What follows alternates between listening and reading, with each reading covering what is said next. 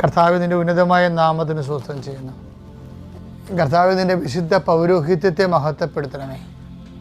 കർത്താവ് സഭയിലുള്ള സാന്നിധ്യം ദൃഢമാക്കണമേ. 39 വർഷം ഞാൻ അർപ്പിച്ച കൃപാനയുടെ യോഗ്യതയാൽ കൃപാസ്ഥാനത്താറെ ജീവനോടെ പ്രത്യക്ഷപ്പെട്ട പരിശുദ്ധ അമ്മയുടെ മാധ്യസ്ഥത്താൽ ഞാൻ എല്ലാ മക്കളെയും ആശീർവദിക്കുന്നു. ഈശോയെ, ഇന്ന് യാത്ര ചെയ്യുന്നവരെ, ഇന്ന് ദേവാലയത്തിൽ പോവുകയും ദൈവികമായ കാര്യങ്ങളിൽ ഏർപ്പെടുകയും സഭയെ സഹായിക്കുകയും ശുശ്രൂഷിക്കുകയും സഭയുടെ സംഘടനകളിൽ പ്രവർത്തിക്കുന്നവരെ, ഇന്ന് ഉടമ്പടി പ്രകാരം രോഗികളെ കാണാൻ പോകുന്നവർ, സുവിശേഷ വേലയ്ക്ക് പോകുന്നവർ, പത്രം കൊടുക്കാൻ പോകുന്നവർ, അനാഥാലയങ്ങളിൽ പോകുന്നവർ, ഞാൻ രോഗിയായിരുന്നു നിങ്ങൾ എന്നെ സന്ദർശിച്ചു എന്ന് പറഞ്ഞ് കർത്താവിൻ്റെ വചനം പാലിച്ചു പോകുന്നവരെല്ലാം, അവരെല്ലാം നീ അനുഗ്രഹിക്കണമെന്ന് പ്രാർത്ഥിക്കുന്നു.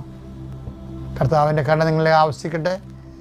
നിങ്ങളുടെ വലത്തും ഇടത്തും വീട്ടിലും വഴിയിലും ജലത്തിലും കരയിലും മുകളിലും ഹൃദയത്തിലും കർത്താവിൻ്റെ സാന്നിധ്യവും സഹവാസവും സംരക്ഷണവും വിടുതലുണ്ടാകട്ടെ.